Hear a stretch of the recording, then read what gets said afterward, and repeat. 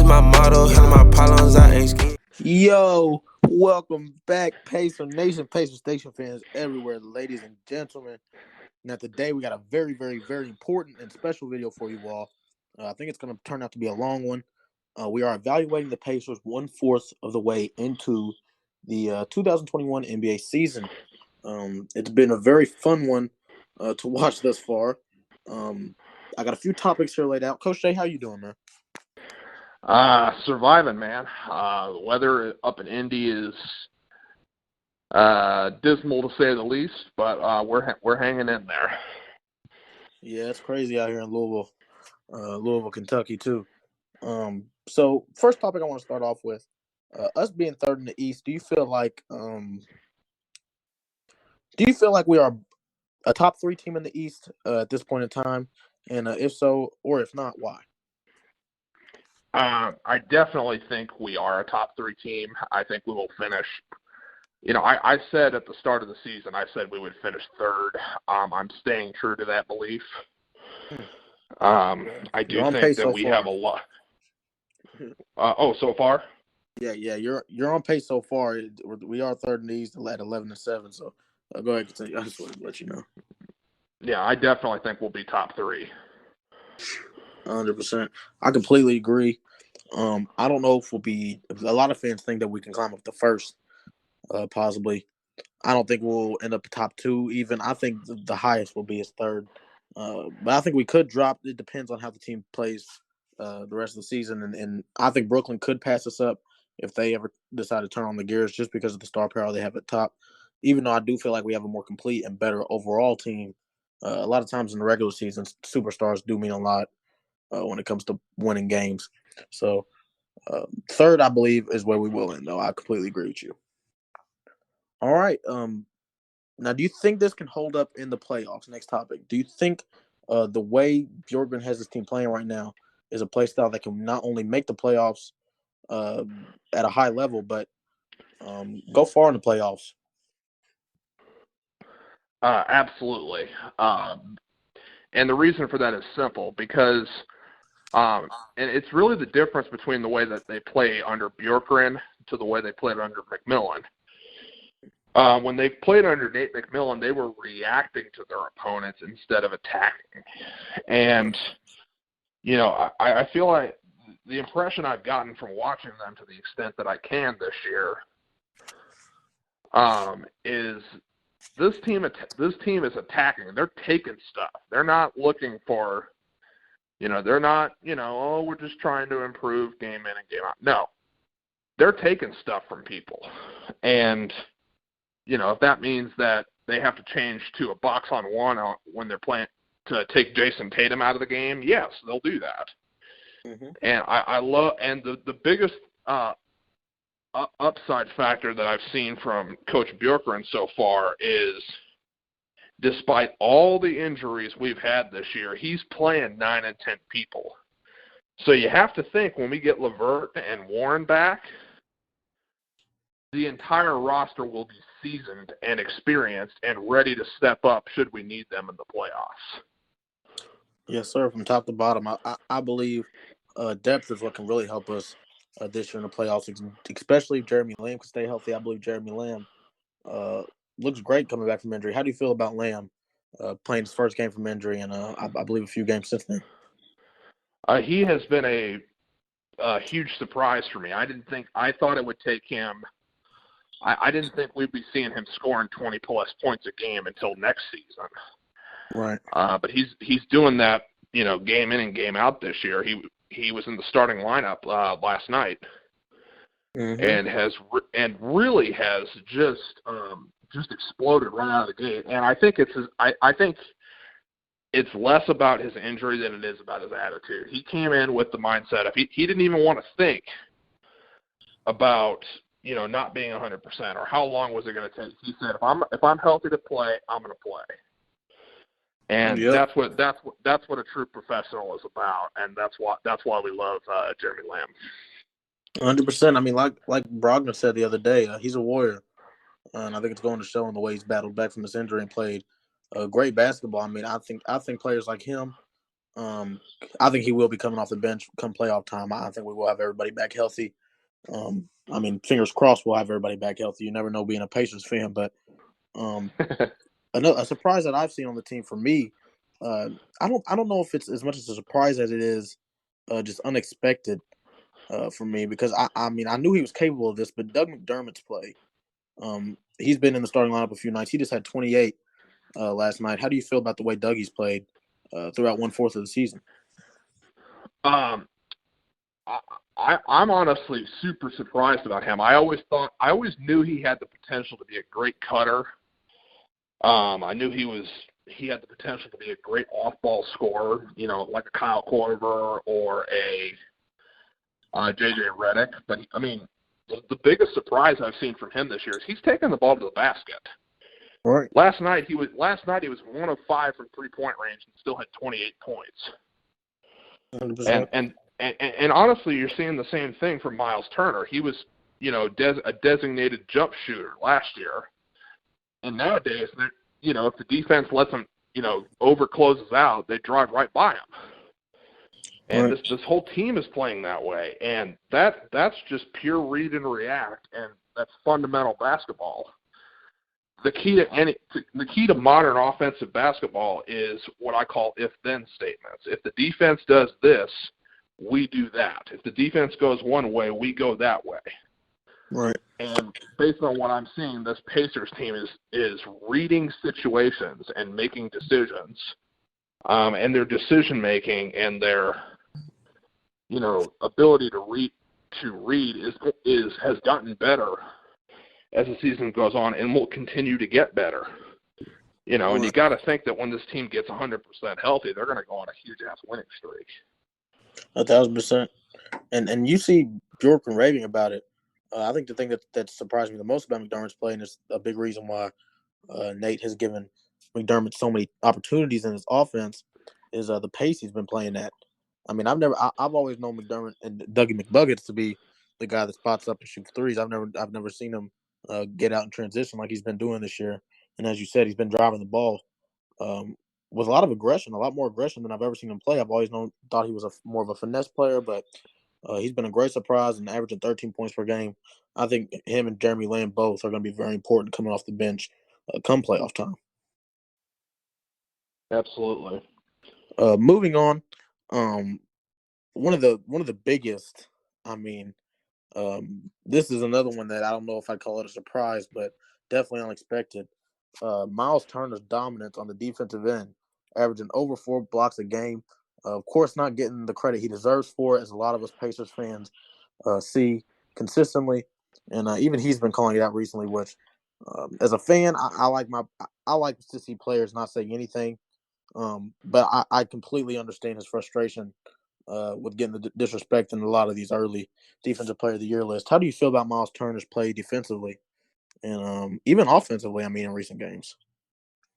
Well, if I had been in the film room with the team and saw what kind of a defense that Coach Bjorkgren was going to play, I could have predicted this, because the Pacers went from a sagging, containing, conservative style defense in which Miles averaged 2 blocks a game to a no-middle pressure man-to-man defense, which is built around funneling players to the sideline, to the baseline, and sending them directly to Miles Turner.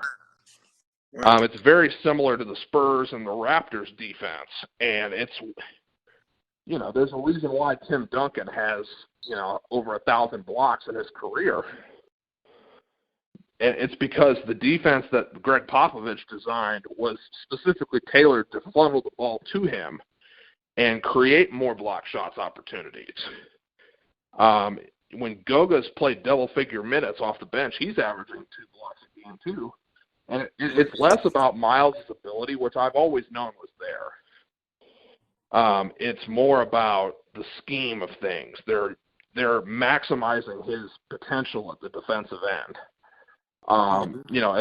As great as Miles Turner's been, I got to give Coach Bjorkgren a lot of credit for that, because their defense is built around Miles Turner. If Miles Turner's in the game, you can't get to the basket because the Pacers' defense is all about funneling him to the funneling everybody to Miles Turner. They're pressuring on the perimeter, funneling everybody to the sideline, and then when they get to the sideline, they're forcing a baseline right into the shot blocker.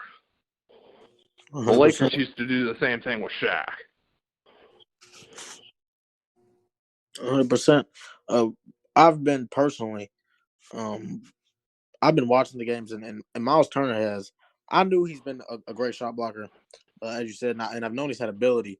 And I do see the plays getting shoveled down to him in the paint very, very often. But I didn't know he was capable of keeping a 4+ blocks per game stat going on this long throughout the season. I thought it was going to be about a week or two of dominance, but he's getting very consistent with it as well. And I believe Bjorkgren, like you said, has been utilizing him to a T on defense. So thank you, Nate Bjorkgren, for doing that for Miles Turner in his career. Now, before we get on to Mr. Triple Double, the guy that we have all been raving about, and I think NBA insiders and outsiders are starting to rave about him. Before we get to Sabonis, Malcolm Brogdon, as a point guard, and not only point guard, but a leader, has been so great for this team this year, averaging 23, 7, and 4 on 46% shooting. How do you feel about Malcolm Brogdon throughout 1/4 of this season? Spectacular. As I mentioned in previous videos, he reminds me a lot of Chauncey Billups in terms of his leadership, his versatility, his consistency at both ends of the floor, and his ability to hit big-time shots. I think he's far and away the best defender at his position in the NBA. At the guard spot, he can guard 1 through 3. Right. And I if he doesn't make all defense this year, I'm going to be thoroughly surprised. 100%, and that's why that's what, in response to a lot of people, some people were upset about the LeVert trade because of the defense that Vic brings and has brought to the Pacers in the past. If there's really someone that LeVert's having trouble with, there's no one I feel like that, like you said, that plays a 1 to 3 position that Malcolm Brogdon cannot guard or defend. And I don't think the Brooklyn Nets, I mean, teams like the Brooklyn Nets aren't everywhere in the league. You're not going to have to guard Kyrie and James, and then also have to worry about Kevin Durant every night or close to every night at all. So Yeah, I feel like perimeter-wise, I feel like we're set. And I think Karis LeVert has potential to be a decent defender in this league. If he's not already a decent defender, he has the capability to not be a liability on defense. How do you feel?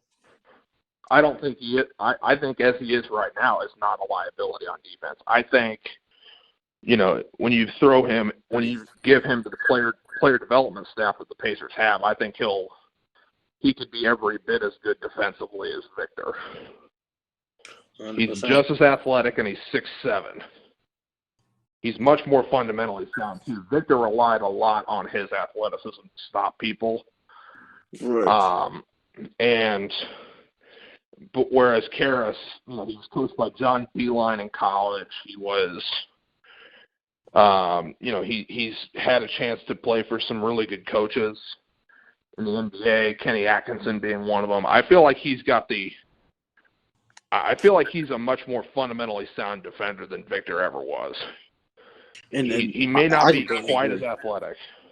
Yeah, I believe he's not as athletic as Vic in his prime, but I think there is a chance that Vic at this moment in time, depending on how Karis comes back from this injury, he could be around the same athleticism. I still think Vic does have the edge, of course, because I think at one point Vic was one of the most athletic players in the league. But I believe I saw Karis as more of a finesse player, and I've always seen Vic as more of a guy that can be aggressive and go up and down the court consistently. Yeah, consistently. I believe, like you said, he did rely on his athleticism a little bit more, and Karis relies on skill a little bit more, and that's what's got him to the point he is in this league, to the respect he's gotten. I mean, that's what gets players like Damian Lillard to rave about his game whenever he's going off for 30, 40 points against him in the bubble. So yeah, absolutely. I love the trade personally. What's another topic I have on here? And then, of course, Domantas Sabonis. I think he's a clear-cut all-star. I think we all can agree on that. And in my humble opinion, he's somewhere at the bottom of my top 10 in MVP candidates for this season. How do you feel about Domas and the stellar season he's having? Just had a triple double last night on 9 of 10 from the field. I think he is a top 5 MVP caliber player. He won't win it because he's playing in a small market. The only big man in the league right now who's putting up better numbers than him is Jokic. And Jokic right now is leading the league in assists as a big man. I mean, Jokic, as of last night, I saw is number 1 in MVP tracking. So exactly, he is the only player in the league putting up better numbers right now than Sabonis. And I would argue Sabonis is a tougher player. He's not as tall as Jokic is. I mean, Jokic is 7 feet, I think. Yeah. Domas is about 6'10", 6'11". But Sabonis is way more physical, and he is way tougher. He played last night with a deep side bruise and a knee bruise, and he still dropped a 22-point triple double. He's very tough. So I honestly think Sabonis is a top 5 MVP candidate player. He really reminds me a lot of his dad. If you go back and look at the highlights of him when he was playing for the Soviet national team in the 80s, I think his dad, if he played in the NBA at that time, would have been on the short list of the best big men in the NBA. Right. At a time when big men were in a premium. 100%. And I think I've loved the season Domas has had, obviously. And I think he's going to be a top 5 big in this league for years and years to come. I think this is just the beginning for him. But I think a theme that every player on this team damn near follows is they play very, very smart. And when you watch Domas play, I think he has Jokic-like ability. Obviously, Jokic is the best passing big man I've ever seen personally. Clearly and by far, but he has Jokic-like abilities when it comes to reading the defense and having the vision he needs, and having a point guard like Brogdon who plays as smart as he does, leading the charge. I think those two are going to be cornerstones on this team for a while. How do you feel about them in the future of the Indiana Pacers? I think as far as the team IQ is concerned, we have maybe the smartest team in the Eastern Conference. I would say. I'd agree with that. There are teams that are more talented, but I don't think there's a team in the East that's tougher than us, and I don't think there's a team in the East that's smarter than us. And I certainly don't think there's a team in the East that's deeper than we are.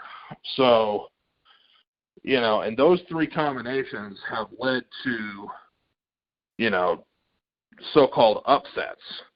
Right. The Spurs won for a year. The Spurs won a lot of games in the mid-'90s playing that way. The Pacers won a lot of games in the mid-'90s playing that way. Right. And the Detroit Pistons won a championship in the early 2000s playing that way. So it can work. I don't buy the belief that you need, a big 3 to win a championship. I mean, everybody says, oh, times have changed. No. The Golden State Warriors, when they won their first championship with Curry, Thompson, and, Harrison Barnes, the reason they won that championship, and I think if you asked Steve Kerr or Steph Curry and all the guys on that team, the motto that team had that year was strength in numbers. They destroyed teams in the playoffs that had more talent than them. But collectively, they got to their 4th and 5th option on every possession, and teams just could not handle the balance of offensive attack that they had. Right. And I completely agree. I do believe there's not a team in the East that is deeper than us for 100% fact. I think there are teams that can be debatably tougher than us, but I definitely think we are the toughest, in my opinion. But I can see why someone would make an argument for a team maybe like Boston when Marcus Smart and Jaylen Brown are in the backcourt. But personally, I feel like the one thing that can get us in the East is experience, and that's one thing that you can't teach in the NBA. I believe there's too many teams in the East that have gotten much further than us almost any player on this team in the playoffs. And I think a team like Boston could knock us off in the playoffs when it comes down to just under the lights. But that's where the idea of playing in a bubble or playing with no fans could erase that. And it could be a lot like the bubble just happened. But like I said, I think that's the one thing that teams could have over us a lot when it comes to the higher teams in the East. I mean, even the Nets with KD and Kyrie have both been to many finals. The 76ers have been to the Eastern Conference Finals. Boston's been there a couple times, I think, with Tatum. So, I mean, these are all guys that have been there and done that in the playoffs. And I just hope I want to see us have players like that one day. But just for this year only, I feel like we might make it to the second round and get upset possibly. But I believe we should be favored to make it to the Eastern Conference Finals when it's all said and done. I think this team is very slept on. Well, if we're 100% healthy, I don't think there's. I think there are only two teams that we could face. That there are only two teams in the East that I think worry me from the experience factor, like you said, and that's Miami and Boston. I don't think the Bucks haven't gotten to the Eastern Conference Finals. They might have gotten there once, I think, in Budenholzer's first year, but they always get beat by teams that play zone. Right. Teams like the Raptors, teams like the Heat. And when you look at the Celtics, as good as they are, they need a big guy. I mean, Tristan Thompson has been solid for them, but they really miss Al Horford. They miss a big guy who's tough, but somebody who can spread the floor when you need him to too. They don't have a big guy that can do both. I mean, Daniel Tice is getting there. He's working his way up NBA big boards when it comes to big men, and I think he could. I don't think he's anything like what Al Horford meant to them. Nowhere near what he was for them, but I feel like Daniel Tice and Tristan Thompson are enough if it were to come to game 6 or 7 against the Pacers. I think they'd be enough to hold off Miles Turner and Domas if the guards are playing up to their potential. Because if Jaylen Brown, Kemba Walker are both playing great basketball, and then you got Tatum as a forward, Marcus Smart on the bench. It's very hard for me to see any team in the East that they can't beat when they're at full strength. Personally, I'm very high on Boston. Yeah, my thing with Boston is they don't have enough. I mean, they have two guys three counting Kemba who can. They have 3 scorers and a bunch of role players. The Pacers have,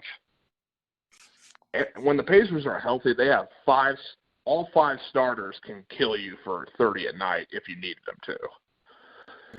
You know, with Boston, if you take away 1 or 2 of their top scorers, they're going to struggle to reach 100 points. Right. Unless their shooters are on fire.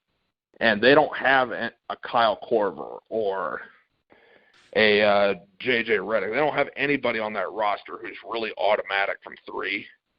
And the first time the Pacers played the Celtics this year, they showed that. Coach Bjorkgren put a box-on-1 out there with Jason Tatum, and the Celtics went like 2 straight minutes without a bucket.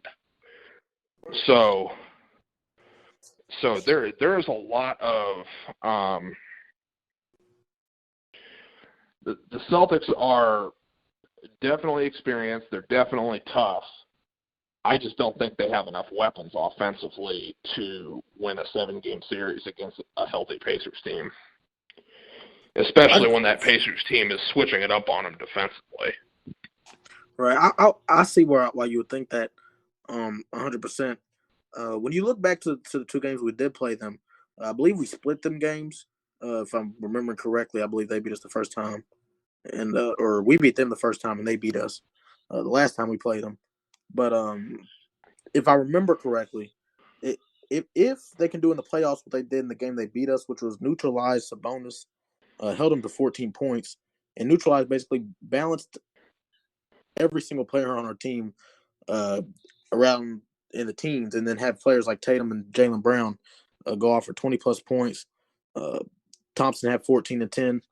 If they can find a way to neutralize Sabonis, and that's all I feel like they would need to do to have the edge on us in the Eastern Conference playoffs, just in my opinion. But I feel like we could. I feel like either team can come out of there with the win. I'm just very high on the Celtics, just because of the experience they've had. Like I said, I believe they would have been in the finals if it wasn't for LeBron James a few years ago, and that was when they was even younger. But I'm just very high on the Celtics and Tatum if they can all stay healthy. Like I said, and that's going to be very important. But I mean, they did that without Kemba Walker, beat us by 5 earlier in the season. So. Yeah, I don't know where that series will go, but I'd say other than Philadelphia, like I said in the previous video, Boston's the only team that I feel like can compete with us in the playoffs. I agree with that 100%. 100%. You got any last thoughts you want to say about the team, where we're at after 1/4 of the season? Nope, I think we've covered it all. The only thing I will say is, just my prediction is that this team's going to continue to get better as the season goes on because, as well as they're playing right now, they're still learning Coach Bjorkgren's system. He's still adding new wrinkles to it. 100%. And players coming in and out doesn't help. It never does. Being a Pacer fan or watching the organization try to deal with the injuries they've had to deal with. But hopefully we can get Karras and TJ Warren back soon. And hopefully that they come in fluidly and mesh with the team well, because they might be coming around. I mean, TJ, do we know when TJ coming back yet? Last I heard is close. I heard April. That's what I heard. Yeah. See, by the time we get both of them back, it could be about that time where we need to turn up the Jets heading into the playoffs. So I hope we can have the full team healthy. I think we'll get LeVert back within 5 or 6 weeks. I think, I've heard LeVert can come back within 4, someone said. But I don't know when. I'm not sure when LeVert will be back, but I know it'll be soon, and I think LeVert will be back and fine. I'm really worried about getting TJ back. But honestly, with McDermott and Jeremy Lamb's play, it's making it very, very easy to not want to rush TJ back into playing form anytime soon if he needs to take a minute to recover, because, McDermott's been playing outstanding. Just watching these games and his chemistry he has with TJ McConnell, too, is stellar. The team meshes very well, and I hope when TJ and Karras come back, it doesn't mess up any chemistry that's been going around in Indiana. Yeah, definitely. 100%. Subscribe. Make sure you guys follow us at Pacer Station on all social media platforms. Comment below what content you guys would like to see next. I think it's a great video. A whole lot of great content coming. Pacer Nation, we deuces.